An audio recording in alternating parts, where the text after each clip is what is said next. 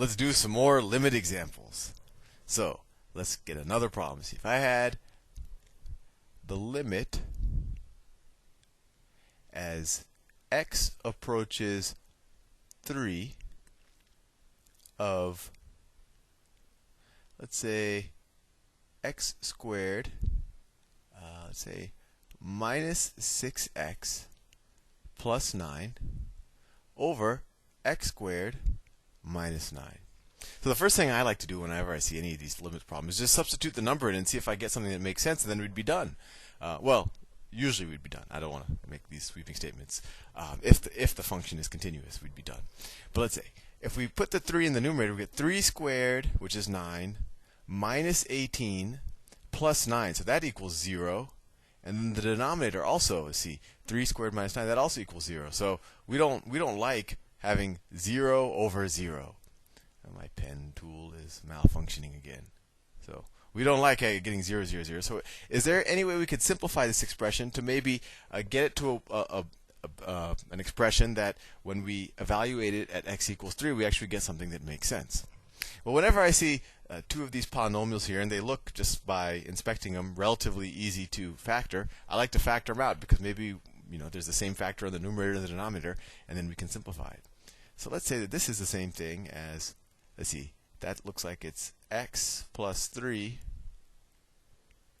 No, x minus 3. That's a minus. Let me scratch that. This is x minus 3. It actually looks like it's x minus 3 squared, but we're just going to write x minus 3 times x minus 3, which is, of course, x minus 3 squared. And then the denominator, you know how to factor these. This is x plus 3 times x minus 3. All right? So the limit as x approaches 3 of this expression is the same thing as the limit as x approaches 3 of this expression. And of course, this there's nothing we can do to change the fact that this function or this expression is undefined at x equals 3. But if we can simplify it, we can figure out what it approaches. Well, if we assume that x is any number but 3, we can cross out these two terms, because then they wouldn't be 0, right? It only is 0 when x is equal to 3, so in the numerator and the denominator we could cross this out. And we can say, and I'm not being very rigorous here, but this is kind of how it's taught, and I think you get the intuition, that this is the same thing as the limit as x approaches 3 of x minus 3 over x plus 3. Now let's just try to stick the x in and see what we get. Well, in the numerator we get 3 minus 3, we still get 0. But the denominator here we get 6, right? 3 plus 3 is 6. So now we get a good number, 0 or 6. Well, that's a real number, so it's 0. 0 or 6 is 0. So that was interesting. The first time we did it, we got the answer 0 over 0, and now we get the answer 0 by simplifying. But of course, it's very important to remember that this expression is not defined at x equals 3. It's defined everywhere but if we were to graph it, and I encourage you to do so, you would see that as you get closer and closer to x equals 3, the value of this expression will equal 0. And I know what you're thinking. Well, this was 0, 0. Is every time I get 0, 0, is every time I get 0 over 0 going to end up just becoming 0 when I evaluate the expression? Well, let's explore that. Let me clear this. Let's say, what is, my pen is not working. Okay, the limit as x approaches 1 of, let's say it's x squared, let's say it's x squared minus x minus 2. All right. No, let's say x squared plus x minus 2. As you can see, I do all of this in my head, and I'm prone to mistakes. And all of that over x minus 1. Well, once again, if we just evaluate it, let's what happens when x equals 1. You get 1 squared plus 1, so it's 2 minus 2. You get 0 over 0. So once again, we get 0 over 0, and we have to do something to this, maybe, to simplify it. Well, let's factor the top. So that's the same thing as the limit as x approaches 1 of, well, that's x minus 1 times x plus 2, right? It's 2x, yep, x minus 1 times x plus 2, and x minus 1. And I think you'll often discover when you see a lot of limit problems that even if this top factor, if this top expression is hard to factor, chances are one of the things in the denominator that are making this expression undefined is probably a factor up here. So sometimes you might get a more complex thing that isn't as easy to factor as this, but a good starting point is to guess that one of the factors is going to be in the bottom expression, because that's kind of the trick of these problems, to just simplify the expression. So once again, if we assume that x does not equal 1, and so that this expression would not be 0 and this would not be 0, then these two could be canceled out, and we get that this is just the same thing as the limit as x approaches 1 of x plus 2. Well, now this is pretty easy. What's the limit as x approaches 1 of x plus 2? Well, you just stick 1 in there and you get 3.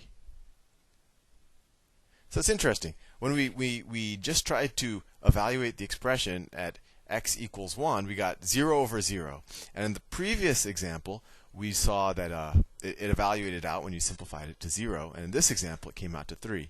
And I really encourage you, if you have a graphing calculator, graph these functions that we're doing and see and show yourself visually that it's true that the limit as you approach, say, x equals 1, actually does approach the limits that we're solving for. And make up your own problems. Hell, that's what I'm doing. So you could, you could prove it to yourself. So let's do another. Let's do one that I think is pretty interesting. Let's. Oh, okay. There you go. All right. Let's say, what's the limit as x approaches infinity? The limit as x approaches infinity of, let's say, x squared plus 3 over x. Where'd my pen tool go? Over x to the third. So the way I think about these problems as approach to infinity, just think about what happens when you get really, really, really large values of x. And kind of a cheating way of doing this is if you have a calculator, and even if you don't have a calculator, put in huge numbers here. See what happens when x is 1,000,000. See what happens when x is 1,000,000,000. See what happens when x is 1,000,000,000,000. And I think you'll get the point. You'll see what, if there is a limit here, you'll see what it's going to. But the way I think about it is, in the numerator, kind of the fastest growing term here is the x squared term, right? This is the fastest growing term here. In the denominator, what's the fastest growing term? Well, in the denominator, the fastest growing term is this x to the third. Well, what's going to grow faster, x to the third or x squared? Well, yeah, x to the third is going to grow a lot faster than x squared. So this denominator, as you get larger and larger and larger values of x, is going to grow a lot faster than that numerator. So you could imagine if the denominator is growing much, much, much faster than the numerator, as you get larger and larger numbers, you're going to get a smaller and smaller and smaller fraction, right? It's going to approach 0. And so as you go to infinity, it approaches 0. I know I kind of just hand waved, but that's really how you think about it. Another way you could do it is you could actually divide this fraction.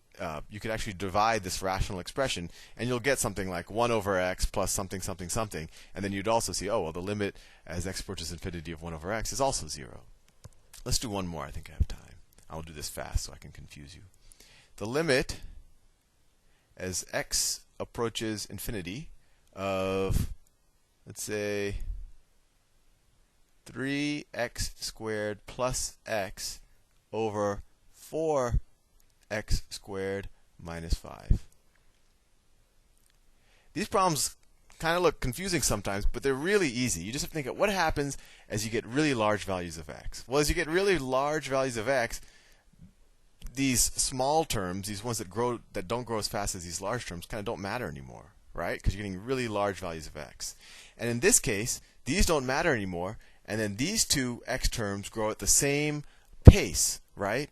And they'll always be kind of growing in this ratio of 3 to 4. So the limit here is actually that easy. It's 3/4. So what you do is you just figure out what's the fastest growing term on the top, what's the fastest growing term on the bottom, and then figure out what it approaches. I mean, if they're the same term, then they kind of cancel out, and you say the limit approaches 3/4. It's a very non-rigorous way of doing it, but it gets you the right answer. See you in the next presentation.